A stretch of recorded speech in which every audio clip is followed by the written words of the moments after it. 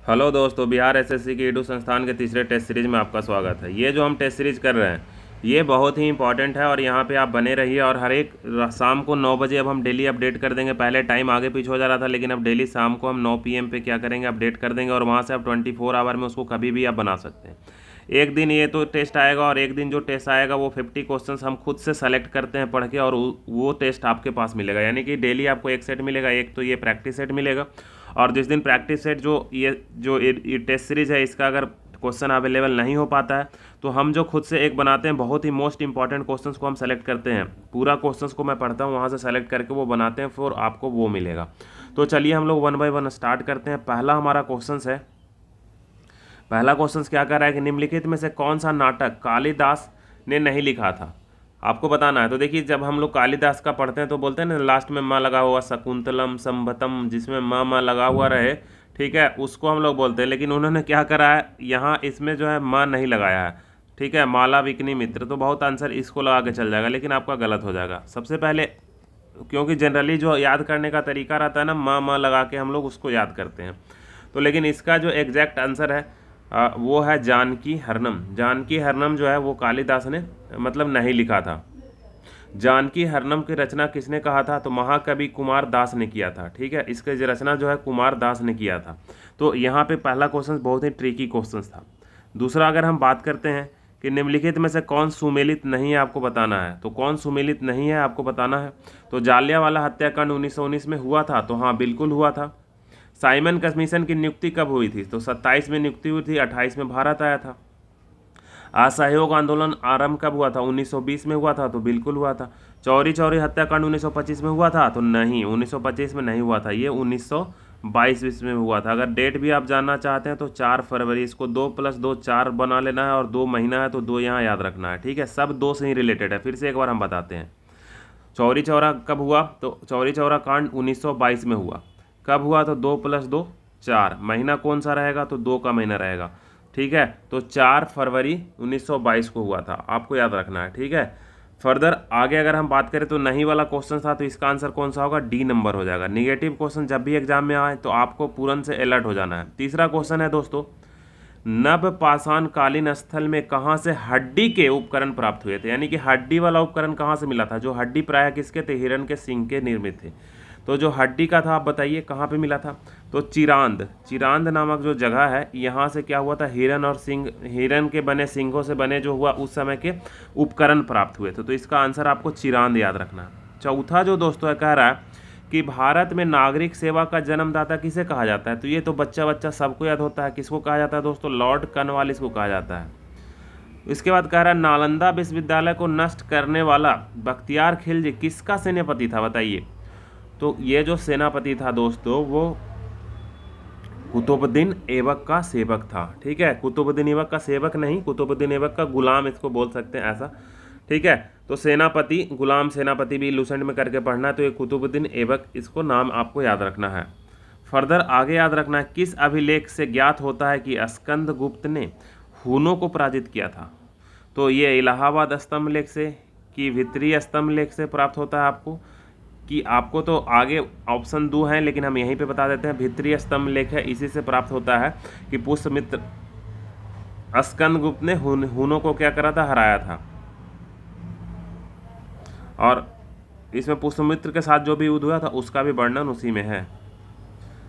Next one है कि निम्नलिखित में से कौन एक सुमेलित नहीं है, आपको ये बताना है। तो बताइए। तो पहला क्वेश्चन है, प्रार्थना समाज। तो प्रार्थना समाज के लेखक कौन थे, बताइए। आत्मारंग पांडुरंग थे कि नहीं थे, तो बिल्कुल थे। तो ये सही है हमारा। क्वेश्चंस में नहीं वाला निकालना है दोस्तों, याद रखिएगा। आत्मीय सभा के सभा देवेंद्रनाथ टैगोर ने करी थी, तो नहीं, आत्मीय सभा की स्थापना देवेंद्रनाथ टैगोर ने नहीं करी थी। आर्य समाज के संस्थापक दयानंद सरस्वती थे, तो थे। ब्रह्म समाज के संस्थापक राजा राम मोहन राय थे, तो हाँ थे। तो इसका आंसर कौन सा हो जाएगा दोस्तों, बी नंबर। 7th का आंसर कौन सा हो जाएगा, बी, आपको याद रखना है। तो अब एक चीज़ यहाँ पे ये भी आपके मन में आ रहा होगा कि आत्मीय समाज की स्थापना तब किसने करी थी। तो आत्मीय समाज की स्थापना राजा राम मोहन राय ने करी थी। किसने करी थी दोस्तों, राजा राम मोहन राय ने करी थी, आपको याद रखना है। 8 नंबर है कि निम्नलिखित में से कौन सा मुगल सम्राट द्वारा नियुक्त बंगाल का अंतिम गवर्नर जनरल था।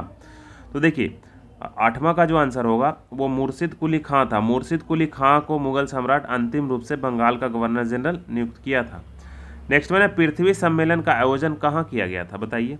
तो पृथ्वी सम्मेलन का जो आयोग 9वां जो है दोस्तों पृथ्वी सम्मेलन का आयोग रियो ड जेनेरियो में किया गया था। कहाँ किया गया था? रियो ड जेनेरियो में किया गया था।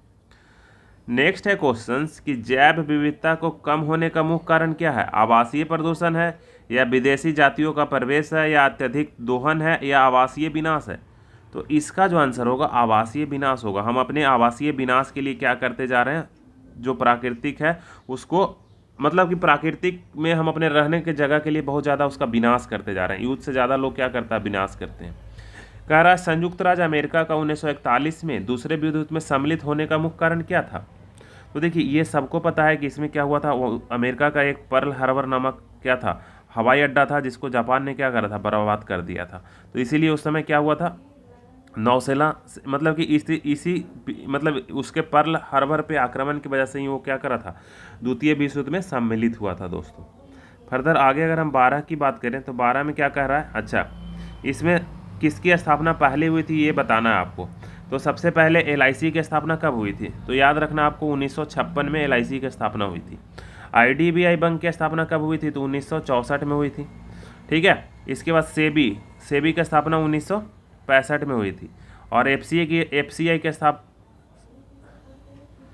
सेबी की स्थापना 1988 में हुई है। सेबी की स्थापना कब हुई है? 88 में हुई है। और FCI की स्थापना 1965 में हुई है। एक सेकंड रुकिए, हम इसको चेक कर।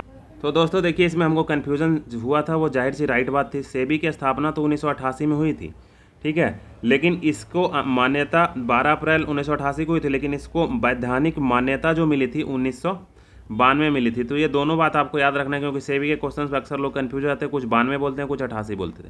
तो सेबी की स्थापना 88 में हुई थी, लेकिन इसको वैधानिक मान्यता जो है 92 में मिली थी। तो अब इसमें इसको आंसर बताना था, कौन से क्रम में अरेंज करना था। देखिए स्थापना के वर्षों के आधार पे, तो सबसे पहले किसकी स्थापना हुई है देख लीजिए। तो सबसे पहले स्थापना LIC की हुई है, उसके बाद किसकी स्थापना हुई है, IDBI की, उसके बाद किसकी, 4 की।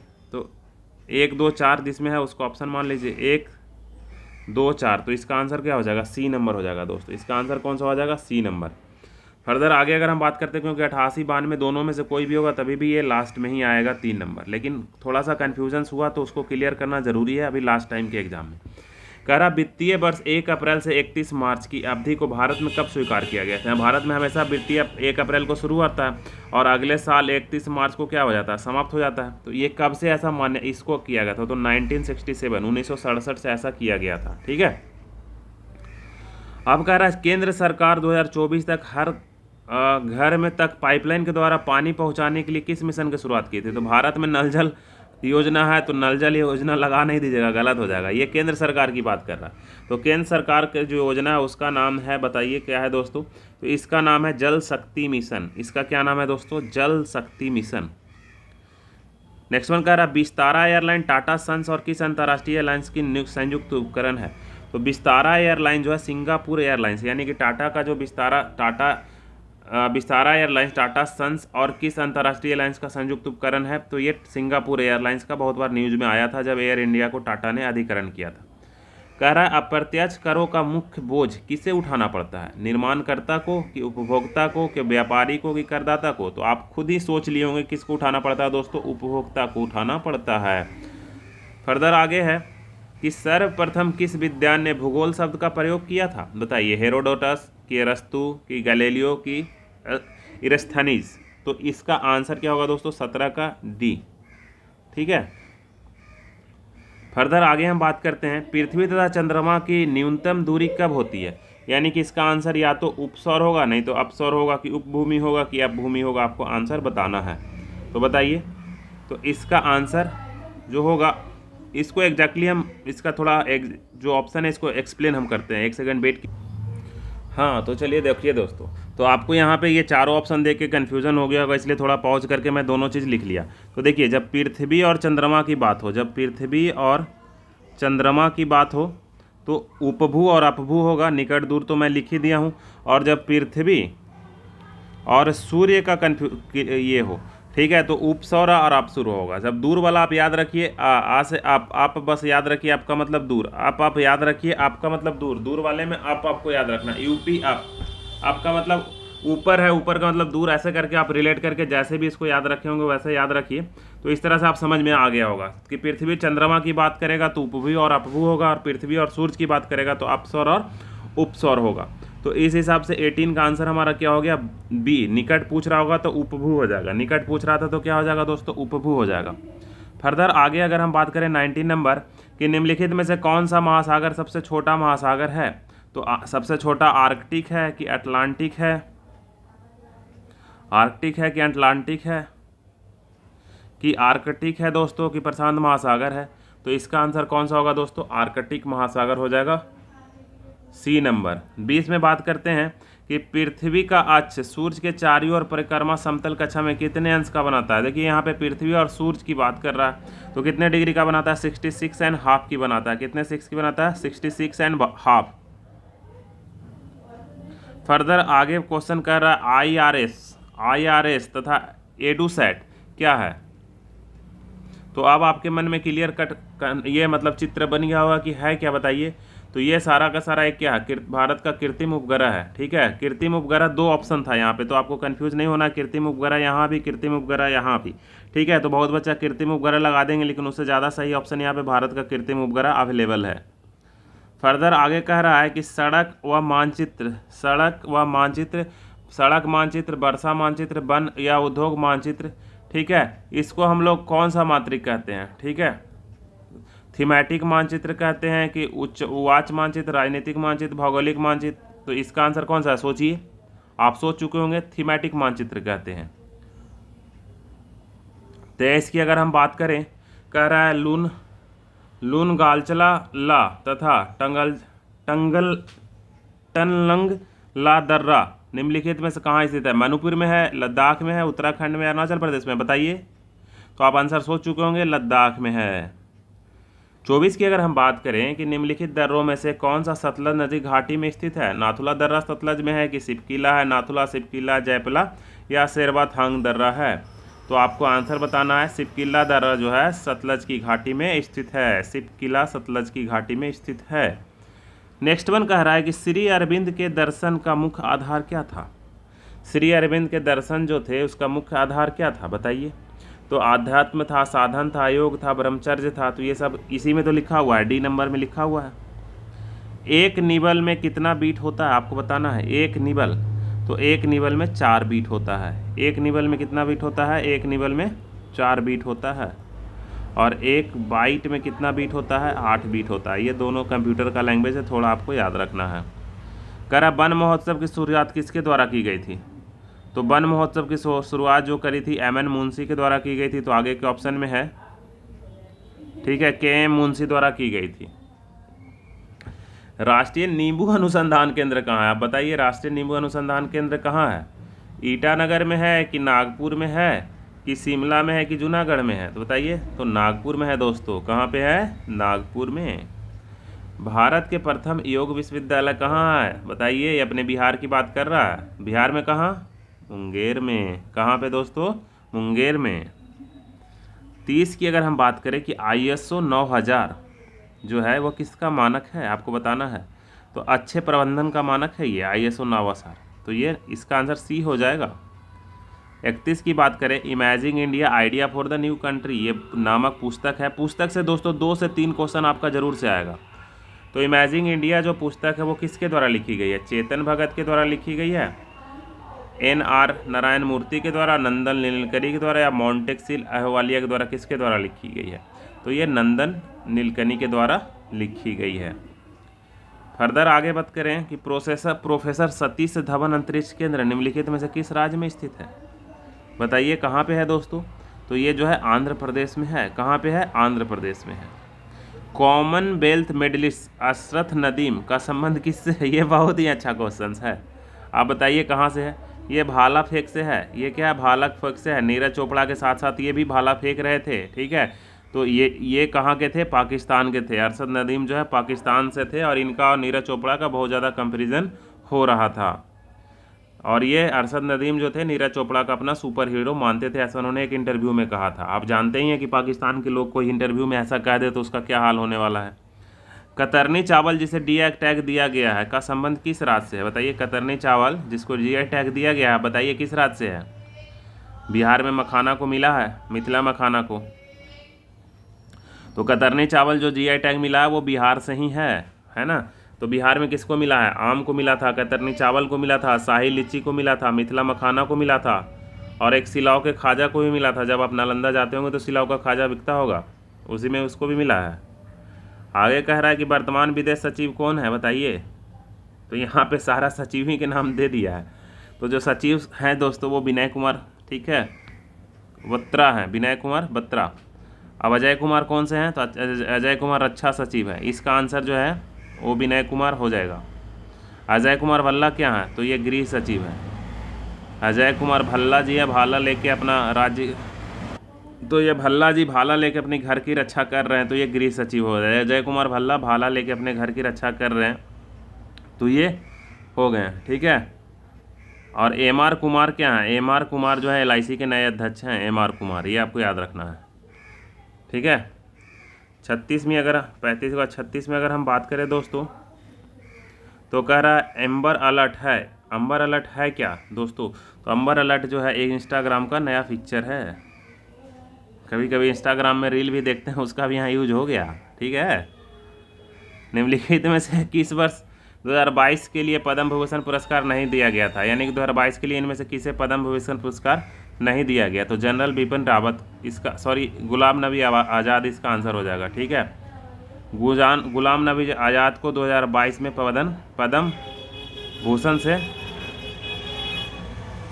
सॉरी नवाज के लिए, तो देखिए गुलाम नबी आज़ाद, ये सब ये भी हैं, ये भी हैं, ये भी हैं, ये नहीं है इसलिए क्योंकि गुलाम नबी आज़ाद को पद्म विभूषण नहीं, पद्म मिला तो इनको भी है, लेकिन इनको पद्म भूषण मिला है। इनको क्या मिला है, पद्म भूषण मिला है। 38वीं बात करें कि टोक्यो 2022 का जो ओलंपिक था दोस्तों, वो कितने नंबर का ओलंपिक था, ठीक है। तो ये बड़ा ही इम्पॉर्टेंट क्वेश्चन है कि ये आपको याद रखना है कि ये 48 नंबर का क्वेश्चन है। 2 + 2 4 और 4 में 2 से गुना कर दीजिए 8, है ना। ये 48 48वां है ये, ठीक है। तो ये 48वां है 2022 का, 4 और 4 में 2 से गुना करके इधर 8 रख दीजिए, तो 48वां है, ठीक है।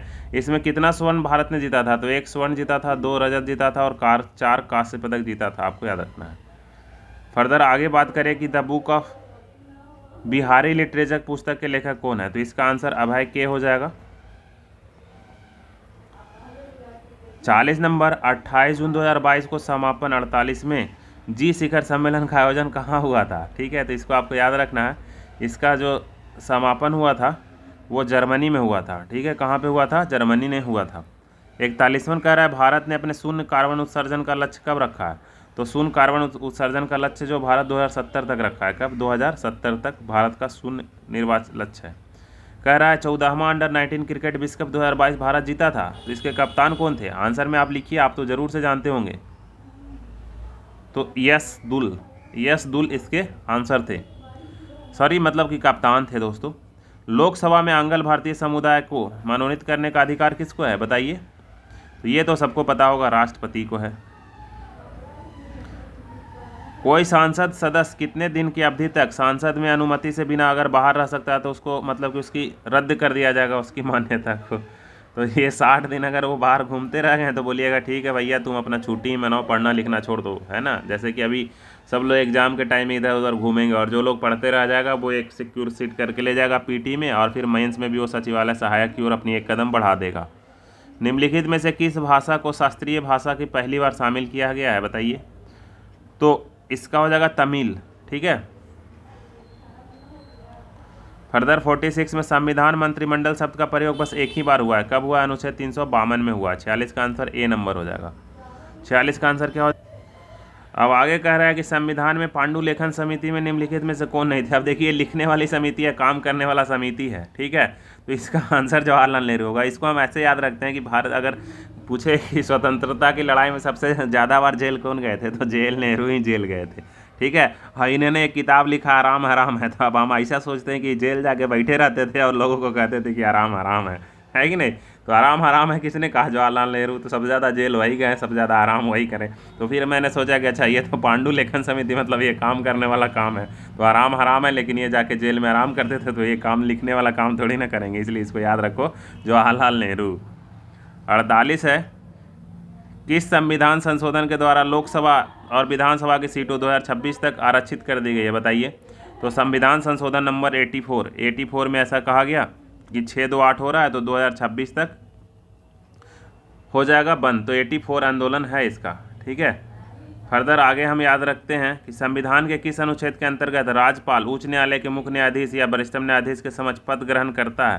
तो अनुच्छेद नंबर क्या है? 159। अनुच्छेद नंबर क्या है दोस्तों? 159। अब 50 नंबर क्वेश्चन देखते हैं। विशेष राज्य का दस्ता किस फार्मूले पे दिया गया है? तो विशेष राज्य दर्जा देने का जो फार्मूला है वो कौन है दोस्तों? बताइए। कस्तूरी रंगन, चक्रवर्ती, गोरेवाला? नहीं, गॉडगिल है। कौन है? गॉडगिल। तो अब हम दोस्तों, जिनको मैथ देखना होगा वो थोड़ा पहले साइंस का देख लीजिए, उसके बाद मैथ देखिए, क्योंकि बहुत लोग 15 क्वेश्चन साइंस देख के ये वीडियो नहीं देखेंगे, तो फिर जो लोग मैथ देखना चाहते हैं उनको बहुत ही शॉर्ट वे में हम बताएंगे। तो कम से कम 3 से 4 क्वेश्चंस मैथ का आप ज़रूर से सॉल्यूशन देखिएगा, फिर हम आपको पता चलेगा कि आपको एग्जाम में मैथमेटिक्स और रीजनिंग कितना स्पीड में करना पड़ेगा। तो चलिए, साइंस का पहला क्वेश्चन है, और जो लोग मैथ देखना चाहते हैं वो साइंस के ये 25 क्वेश्चन के बाद मैथ देखिएगा। तो अनुवांशिक विकार, ठीक है, क्लाइंटेफिल्टर सिंड्रोम, ठीक है, क्लाइनफेल्टर सिंड्रोम किस क्रोमोसोम की अतिरिक्त प्रतिलिपि के कारण होता है? तो इसमें आंसर आपको याद रखना एक्स की वजह से होता है। तो इसमें साइंस का क्वेश्चंस थोड़ा हमको अटपटा लगा, 2-4 क्वेश्चंस, क्योंकि इतना ज़्यादा टेढ़ा क्वेश्चंस किसी भी एग्जाम्स में नहीं आते हैं, लेकिन फिर भी चलो सही है। कह रहा सखावत अपतरण ब्रांचिंग डिसेकेंट सिद्धांत के जनक कौन थे? तो ये एक अच्छा क्वेश्चन है, इसका जो थे वो डार्विन थे, ठीक है। नेक्स्ट में है कि निम्नलिखित में से कौन सा कथन स्वास्थ्य की परिभाषा नहीं है? तो स्वस्थ से लोगों का आयुकाल बढ़ता है, जो स्वस्थ रहता है उसका आयुकाल बढ़ता है। शिशु व मातृ मृत्यु जन्म दर में वृद्धि होती है। उत्पादकता बढ़ती है, आर्थिक संबंधता, उपयुक्त में सभी कथन। तो इसका बी नंबर सही है कि शिशु तथा मातृत्व मृत्यु जन्म दर में क्या होती है? वृद्धि होती है। इससे जच्चे और बच्चे दोनों क्या रहते हैं? स्वस्थ रहते हैं। आयुर्विज्ञान में एक चिर परिचित मामला में मैरी मेलाना को किस रोग के वाहक के रूप में उल्लेखित किया जाता है? ठीक है, तो ये जब आप पढ़िएगा तो टाइफाइड रोग के बारे में उनको, मतलब टाइफाइड रोग के वाहक के बारे में उल्लेखित किया जाता है। इसके बाद कह रहा है अर्धबामन धान की किस्में को किससे भी उत्पन्न किया गया था? ठीक है, ये एक, तो इसका यही है थार्चिंग नेटिव 1। तो ये 2-4 क्वेश्चन ही उल्टा पुल्टा आगे बिल्कुल सही क्वेश्चन है। दक्षिण भारत की एक परंपरा पे टोडी किससे प्राप्त की जाती है? तो परंपरा में पे टोडी है जो किससे पढ़ी जाती है? ताड़ के वृक्ष के से इसको निकाला जाता है। ताड़ के वृक्ष से हम लोग यहाँ ताड़ी बोलते हैं, सीधा अभी नीरा बोला जाता है उसको, ठीक है। नेक्स्ट वन कह रहा है एक हायसी किस प्रकार के कायिक प्रवर्धन में पाया जाता है? ठीक है, तो आपको ये बताना है। तो इसका जो आंसर होगा भूस्तारिका। निम्नलिखित में से कौन सा परागकणों के अवतरण मंच का काम करता है? तो ये जो है इसका स्टिग्मा यानी कि वर्तिकाग्र इसका आंसर है। नेक्स्ट वन है शुक्राणु पर, ठीक है, शुक्रजनन प्रक्रिया किशोर अवस्था यौवन अवस्था से होने लगती है, क्योंकि इस दौरान निम्न में से किस हार्मोन के स्रवण से में काफ़ी वृद्धि होता है? तो किस हार्मोन की वृद्धि होती है जब लोग एडल्ट होने लगता है? तो इसका आपका आंसर बताना है GnRH हार्मोन, ठीक है। नेक्स्ट वन है आग बुझाने वाले कर्मचारियों कौन से कपड़ा पहनते हैं? तो ये मेलामाइन प्लास्टिक पहनते हैं दोस्तों। फर्दर है कि किस प्रकार के गुण के कारण हमें विलंबित सूर्यास्त दिखता है? तो सूर्य को देरी तक दिखने का मुख्य कारण अपवर्तनांक होता है, आपको पता है। दूध जो है टिंडल प्रभाव कौन शो करता है? तो दूध का मिक्सचर, इसको कोलाइडल इफेक्ट भी बोलते हैं। टिंडल प्रभाव दूध का मिक्सचर शो करता है। 88 में अगर हम बात करें तो 88 क्या कह रहा है देखिए। 88 थोड़ा समझने वाला क्वेश्चन है। कह रहा है किसी निम्नलिखित कथनों को कौन सा सत्य है? तो ये त्वरण के बारे में बात कर रहा है। तो त्वरण क्या होता है? वेग में परिवर्तन, यानी कि V2 - V1 बटा समय में परिवर्तन, यही ना बोलते हैं वेग में परिवर्तन के दर को त्वरण बोलते हैं। तो त्वरण हमारा ये हो गया। तो कह रहा है पहला क्वेश्चन देखिए क्या कह रहा है। पहला कह रहा है किसी पिंड का वेग शून्य हो, ठीक है, तो उसका त्वरण भी शून्य होगा। तो जाहिर सी बात है ये शून्य होगा, तो शून्य इधर ऊपर शून्य हो जाएगा तो इधर भी शून्य हो जाएगा। तो पहला तो सही हो रहा है, तो पहला ही इसका आंसर है। ऐसे बाद में और डिस्कस हम कर देते हैं। किसी पिंड का वेग शून्य होने पर त्वरण निश्चित रूप से शून्य होगा, ठीक है। तो त्वरण शून्य होगा निश्चित रूप से शून्य। अच्छा, दोनों क्वेश्चन में आंसर यहाँ पे आ गया, ये आवश्यक नहीं है और ये निश्चित रूप से होगा। एक सेकेंड रुक जाइए, आंसर इसका कुछ गलत दे रहा है, अभी हम क्लियरिफाई करके फिर से बता। तो इसका आंसर दोस्तों बी होगा। ठीक है, कि जब किसी पेंड का वेग शून्य हो जाएगा, यानी कि वेग जब शून्य हो जाएगा तो त्वरण भी क्या हो जाएगा, शून्य हो जाएगा। यहाँ आवश्यक नहीं है लिख दिया है, इसलिए इसका आंसर ये होगा, बी नंबर होगा दोस्तों। अगर इसको किसी को इसमें डाउट होगा तो नीचे कमेंट सेक्शन में कमेंट करिएगा, मैं क्लियर कर दूंगा। 89 में अगर बात करते हैं कि ठोस कार्बन डाइऑक्साइड शुष्क बर्फ क्यों कहा जाता है, आप खुद बताइए कि ठोस कार्बन डाइऑक्साइड को शुष्क बर्फ क्यों किया जाता है। तो ये इसका आंसर होगा क्योंकि वायुमंडलीय दाब का माप 1 atm हो तो ठोस CO2 द्रव अवस्था में आए बिना सीधे इस गैस में क्या होता है, परिवर्तित हो जाती है। 90 नंबर क्वेश्चन है कि किसके अनुसार दाब उसके क्षेत्र के द्वारा विभाजित बल के बराबर होता है, कौन से नियम के अनुसार। तो पास्कल का नियम आपको पता ही होगा। ठीक है, प्रेशर इज इक्वल टू क्या, फोर्स अपॉन एरिया। लोलक का टाइम पीरियड किस पे ऊपर निर्भर करता है, तो लंबाई पे सिर्फ निर्भर करता है। Time period is equal to 2π√L/g और किसी पे निर्भर नहीं करता है। ठीक है, कोची का सब्जी बना दे की 92 में अगर हम बात करें फैराडे नियतांक किसके बराबर होता है, तो ये सबको पता होगा, 9.64 × 10⁴। फर्दर आगे 93 में क्या कह रहा है, निम्नलिखित में कौन सा ऑक्सीकारक अपकारक दोनों है, तो के इसमें KMnO4 सबको SN, अच्छा यहाँ पे नहीं, SnCl2 है। आदर्श गैस की ऊर्जा किस पे निर्भर करती है, तो तापमान पे निर्भर करती है। सल्फ्यूरिक एसिड के भंडारण के लिए सबसे उपयुक्त पात्र कौन सा है, तो शीशे का पात्र है, आपको पता होगा। निम्नलिखित में कौन सा लैंथेनाइड है, तो लैंथेनाइड इसमें कौन है, सेरियम। वो आप पढ़िएगा पीरियोडिक टेबल तो आपको खुद पता चल जाएगा कि कौन है। फर्दर कह रहा है कौन सा सत्य है, पीतल का ये होता है, डच मेटल, पिताजी, जिंक, याद हो ना, गन मेटल, या फिर इसमें जर्मन सिल्वर। तो इसका जो सही है वो गन मेटल है। बाकी पीतल का आप नीचे लिख के बताइएगा, डच मेटल का भी लिख के बताइएगा सही, और जर्मन सिल्वर का लिख के बताइएगा। एक हम आप लोग को टास्क दे रहे हैं, और जो होगा हम नीचे पिन कर दूंगा, नहीं तो मैं खुद कमेंट करके पिन कर दूंगा। 98 जो है, निम्नलिखित में से कौन अभिकारक की दर कोई प्रभावित नहीं पड़ता है। देखिए मान लो इधर रिएक्टेंट होता है, ये मान लो कि ब्रोमीन है, हाँ NaCl है, मान लो इसको इलेक्ट्रिसिटी से पास करवा दिए तो Na+ अलग Cl- अलग बन जाएगा। तो कह रहा है एंथैल्पी में, मतलब कि निम्नलिखित में से कौन सा कारक अभिक्रिया की दर पे कोई, तो तापमान बढ़ा दोगे तो और जल्दी होने लगेगा, सांद्रता बढ़ा दोगे तो इसमें कुछ ना कुछ चेंजेस आ जाएगा, कोई कैटलिस्ट डाल दोगे तो और जल्दी हो जाएगा। तो एंथैल्पी में परिवर्तन बस है कि एंथैल्पी में अगर परिवर्तन कर दोगे तब इसमें रिएक्शंस में कोई बहुत चेंजेस नहीं आएगा। ठीक है, तो अभिक्रिया के दर में कोई प्रभाव एंथैल्पी नहीं डालता है। हाइड्रोजन का समस्थानिक कौन तो नहीं है, तो प्रोंटियम, डाइटेरियम और ट्राइटियम हम लोग जानते हैं। ठीक है, तो इसका कौन सा आंसर होगा, तो इट्रियम कुछ नहीं होता है। 100 नंबर है कि तैलीय पदार्थ, ठीक है, प्रायः तैलीय या वसायुक्त खाद्य पदार्थों में से उपाचन रोकने के लिए किस प्रवृत्ति मिलाए, उसमें क्या मिला दिया जाता है, तो प्रति ऑक्सीकारक मिला दिया जाता है। 100 का क्या हो जाएगा दोस्तों, डी नंबर। 100 का क्या हो जाएगा, डी नंबर हो जाएगा दोस्तों। अब जो लोग मैथ देखना चाहते हैं वो मैथ देखें, या बाकी नीचे और अगर कोई फीडबैक है तो नीचे कमेंट सेक्शन में आप कमेंट भी कर सकते हैं। पहला क्वेश्चन आज देखिए, कह रहा है कि एक मोटर बोट जिसकी शांत जल में चाल 11 किलोमीटर है और धारा के दिशा में 2 घंटा 20 मिनट, ठीक है, में 28 किलोमीटर की दूरी तक। अच्छा 51 नंबर कहाँ चला गया यार, अच्छा 51 यहाँ है।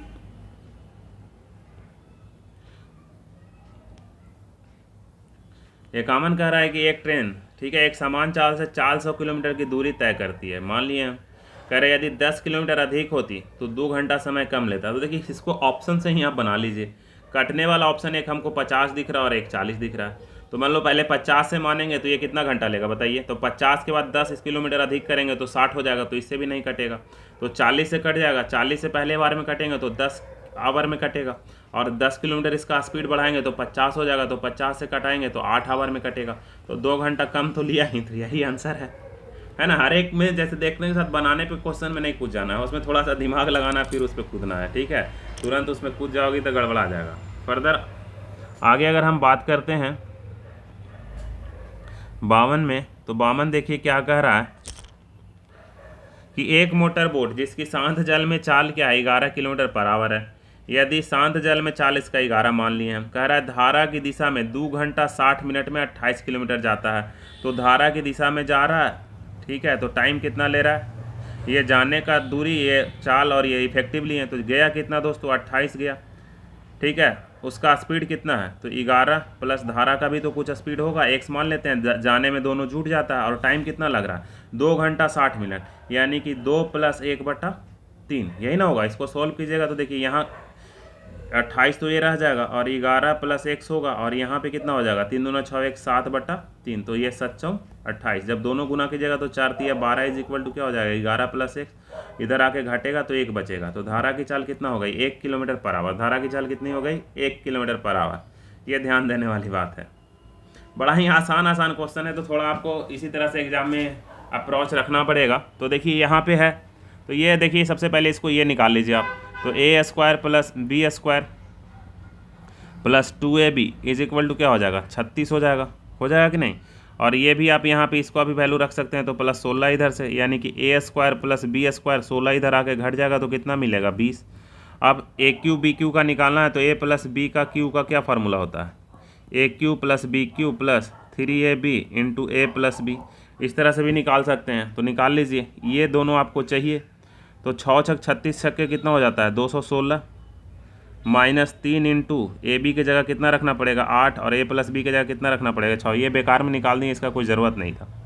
तो 216 में से कितना घट जाना है, 24, 8 3 की 24 में 6 से गुना कीजिएगा तो 144, इसको घटा देना पड़ेगा, तो 144 घटाइएगा तो कितना बनेगा, 72 आंसर आ जाएगा इसका। तो इसका आंसर क्या था, 72 आंसर था। फर्दर आगे अगर हम बात करें तो 54 नंबर क्वेश्चन देखिए। 54 नंबर क्या कह रहा है, ये दिया और इसका क्या कह रहा है, गुणनफल। तो अल्फा × बीटा बराबर हम जानते हैं कि C/A होता है, तो लेकिन ये क्या कह रहा है, अरेंज करके नहीं लिखा है। तो अरेंज करके इसको पहले आप दिमाग में सोच लीजिए, 6x² - 7x + 3a standard format होता है। तो अल्फा × बीटा C/A कीजिएगा तो c के जगह 3 है और a के जगह 6 है, तो 1/2 आंसर हो गया। ये बस आपको घुमाने के लिए इस फॉर्मेट में दे दिया होगा, बहुत बच्चा उल्टा पुल्टा लिख दीजिएगा तो आंसर गलत हो जाएगा। 2 भी आंसर आ सकता था इसका, लेकिन इसका आंसर क्या है, 1/2।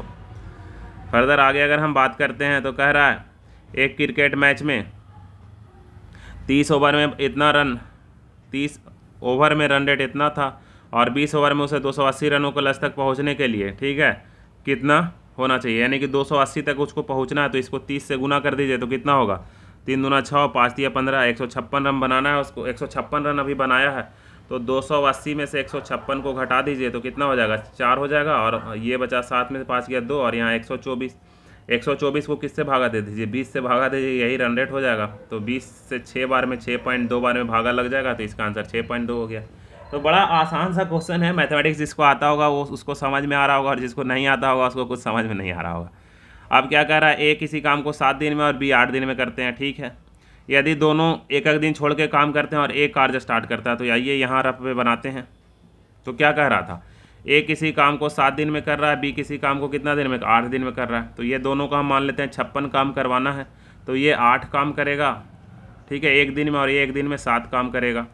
अब कह रहा है कि पहले ए करता है फिर बी करता है, तो 2 डे में कितना काम होगा, 8 7 15 काम हो जाएगा।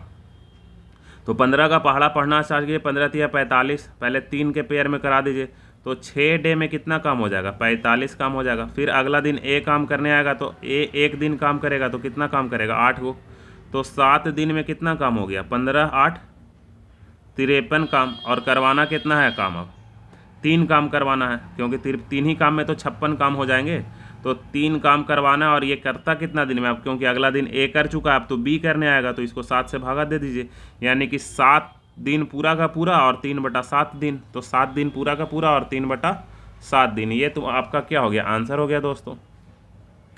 तो आपको समझ में आ रहा होगा कि मैथमेटिक्स का लेवल आपको इस तरह से रखना होगा।